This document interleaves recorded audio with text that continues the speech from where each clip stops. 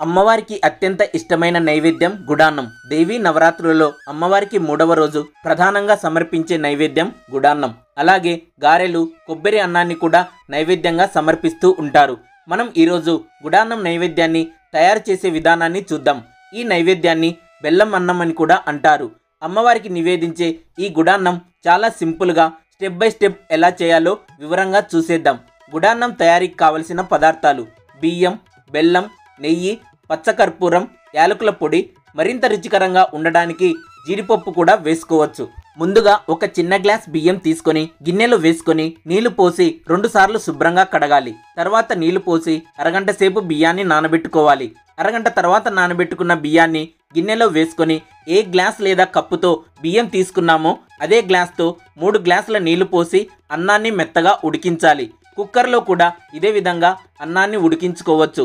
అన్నం మెత్తగా ఉడికిన తర్వాత పక్కన పెట్టుకొని ఇప్పుడు స్టవ్ పై ఒక గిన్నె పెట్టి ఇందులో గ్లాస్ బెల్లం వేసి సగం గ్లాస్ నీళ్లు పోసి బెల్లాన్ని కరిగించుకోవాలి. తీపిని ఎక్కువగా ఇష్టపడేవారు 1.5 గ్లాస్ బెల్లం తీసుకోవచ్చు. బెల్లం కరిగిన తర్వాత ఒక గిన్నెలో బెల్లం నీటిని వడగట్టుకోవాలి. బెల్లంలో ఏదైనా డస్ట్ ఉంటే పోతుంది. స్టవ్ ఆన్ చేసి వడగట్టుకున్న బెల్లం నీటిలో మెత్తగా ఉడికించిన అన్నాన్ని వేసి బాగా కలుపుకోవాలి. ఇలా ఒక 15 నిమిషాల పాటు సన్నని సెగపై ఉడికించుకోవాలి. ఇందులో ఒక గ్లాస్ బియ్యానికి 1 గ్లాస్ లేదా సగం గ్లాస్ దాకా నెయ్యిని బెల్లం నీటిలో ఉడుకుతున్న అన్నంలో కొద్ది కొద్దిగా వేసుకొని కలుపుకోవాలి. బెల్లం నీరు పాకంలా అయి దగ్గర పడుతుండగా నెయ్యి నీళ్ళ మధ్యలో వేసుకొని కలుపుతూ ఉంటే దీని సువాసన అద్భుతంగా ఉంటుంది. ఇలా బాగా ఉడికిన తర్వాత ఇందులో 1/2 స్పూన్ యాలకుల పొడి, చిటికెడు పచ్చకర్పూరం వేసి కలుపుకొని 1 నిమిషం తర్వాత స్టవ్ ఆఫ్ చేసుకోవాలి.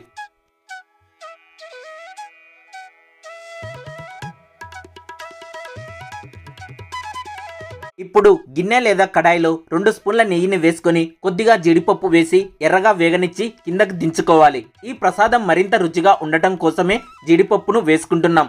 వేసుకోకపోయినా కమ్మగానే ఉంటుంది. ఇలా వేయించిన జీడిపప్పును బెల్లం అన్నంలో వేసి బాగా కలుపుకోవాలి. ఈ ప్రసాదం ఎలా ఉండాలి అంటే చేతితో పట్టుకుంటున్నప్పుడు అన్నం చేతికి అంటుకోకుండా నెయ్యి మాత్రమే చేతి వేళ్లకు అంటుకోవాలి. ఇలా ఉంటే గుడాన్నం అద్భుతంగా ఉన్నట్లు. అమ్మవారికి ప్రీతికరమైన గుడాన్నం నైవేద్యం రెడీ. ఈ వీడియో మీకు నచ్చితే లైక్, కామెంట్ చేయండి. మరిన్ని నైవేద్యాల తయారీ విధానం కోసం మన ఛానల్ను వెంటనే సబ్స్క్రైబ్ చేసుకోగలరు. Thank you.